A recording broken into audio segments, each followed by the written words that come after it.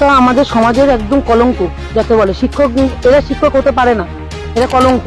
এরা যা বাচ্চা তৈরি করছে, যে এডুকেশন দিচ্ছে, সেই এডুকেশনে বাচ্চারা নির্মম ভাবে এরপরে যে আরো ভয়ানক কোনো কাজ করবে না, তাতে আমরা কি স্যাটিসফাইড? মোটেও নয়। প্রধান শিক্ষকের নেতৃত্বে স্কুল চত্বরে পথকুকুরকে পিটিয়ে খুন, ভাইরাল ভিডিও। প্রধান শিক্ষকের নেতৃত্বে স্কুল চত্বরে পথকুকুরকে পিটিয়ে খুন, সোশ্যাল মিডিয়ায় ভাইরাল সেই ভিডিওর ঘটনাকে কেন্দ্র করে প্রবল শোরগোল নদিয়ার কল্যাণীতে। অভিযুক্তদের কঠোরতম শাস্তির দাবি চেয়েছেন স্থানীয় বাসিন্দা ও পশুপ্রেমীরা। ইতিমধ্যেই দায়ের করা হয়েছে এফআইআর। মঙ্গলবার সন্ধ্যায় সোশ্যাল মিডিয়ায় ছড়িয়ে পড়ে একটি ভিডিও। সেখানে দেখা যায় একটি মাঠে স্কুলের পোশাকে কয়েকজন নাবালক, সঙ্গে 2-3 শিক্ষক একটি সারমেয়কে লাঠি দিয়ে বেধড়ক মারধর করে তাকে মেরে ফেলে। নির্মম সেই ভিডিও দেখে আঁতকে ওঠেন সকলে। রাতে কল্যাণী থানার দ্বারস্থ হন একদল পশুপ্রেমী। অভিযুক্তদের কঠোরতম শাস্তির দাবি জানান সকলে। জানা গিয়েছে, অভিযুক্ত নাবালকেরা কল্যাণীর নেতাজি বিদ্যা মন্দির ফর বয়েজ স্কুলের ছাত্র। স্কুলটির আশেপাশে মানুষের ফেলে দেওয়া খাবারই ছিল ভরসা সেই পথকুকুরটির। কিন্তু আজ খাবার না পেয়ে খাবার খুঁজতে গিয়ে ভুলবশত স্কুলের চত্বরে ঢুকে পড়ে পাড়ার শান্ত কুকুরটি।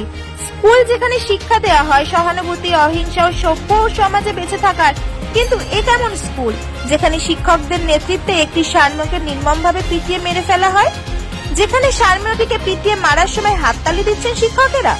কিন্তু কেন এই নির্মমতা তা স্পষ্ট নয়। তবে কারণ যাই হোক, অবলা প্রাণীর ওপর এই নারকীয় অত্যাচারে স্তম্ভিত সকলেই।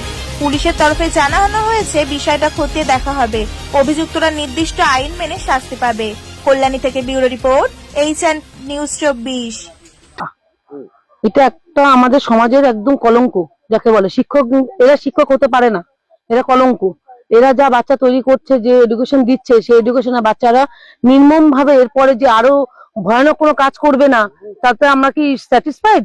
মোটেও নয়। আমরা চাই যে এর বিরুদ্ধে মানে কড়া পদক্ষেপ না হোক। আপনারা স্কুল কর্তৃপক্ষের সাথে কথা বলেছেন? না, তখন স্কুল বন্ধ হয়ে গেছে। আমার কাছে এভিডেন্স এসছে 4:30টার সময়। আমি বাড়ি ছিলাম না, আমি রোডে ছিলাম। তো যাই হোক, ফোনে আমার এসছে। যখন আমি বাড়িতে এসে যখন দেখা মাত্র ঈশাকে আমি জানাই, ঈশাচন্দ্রকে জানানোর পর আমরা বেরিয়ে পড়ি এটার জন্য।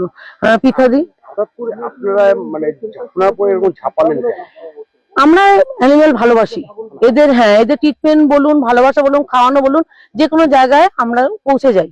সেই অ্যাক্টিভিটিতে আমার কাছেই ফার্স্ট আসে ভিডিওটা। কলকাতায় আমরা দেখে এসেছিলাম, কলকাতা SSKM হসপিটাল দেখলাম এরকম অসংখ্য হ্যাঁ, আমাদের সেইভাবে এরকম ভাবে অসংখ্য কেন মারলো? আপনারা কি ভাববেন?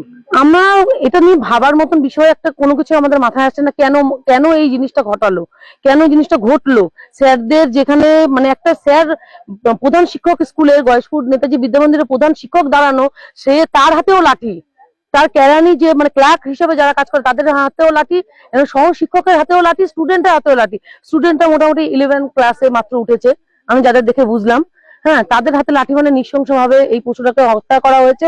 পরবর্তী সময় এরা ভয়ানক কাণ্ড আরো ঘটাতে পারে, তাই আমরা গয়েশপুর ফাঁড়ির কাছে আবেদন করেছি এবং আমরা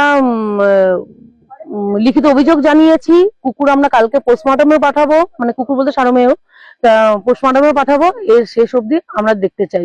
আপনি ময়নাতদন্ত করছেন? হ্যাঁ, অবশ্যই। কোন স্কুলে? এটা গয়েশপুর নেতাজি বিদ্যা মন্দির। কি ঘটেছিল যদি একটু বিস্তারিত বলেন? ঘটনাটা হলো, ওকে সকাল 10টা-11টার সময় আমার কাছে ফোন আসে এই পাড়া থেকে, ও ট্রিটমেন্টের জন্য। তো আমাকে জুই ফোন করে যে দিদি, ওর কেউ মেরেছে, চোখ টোক বেরিয়ে গেছে, খুব অবস্থা খারাপ। তখন আমি ওকে বলি যে তুমি দেখো বেঁচে আছে নাকি, তাহলে আমি আসছি। তো ও আমার 5 মিনিটের মধ্যে কনফার্ম করে যে ও ডেড।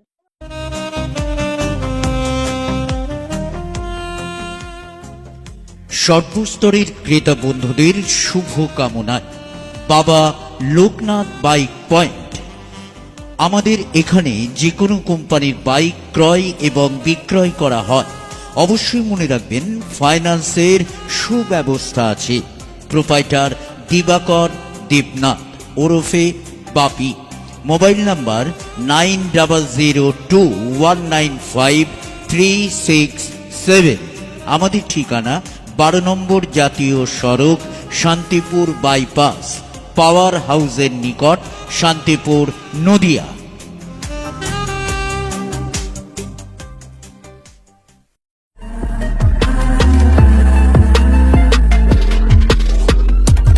নমস্কার, আপনারা দেখছেন HR নিউজ 24, সত্যের লক্ষ্যে মানুষের পাশে।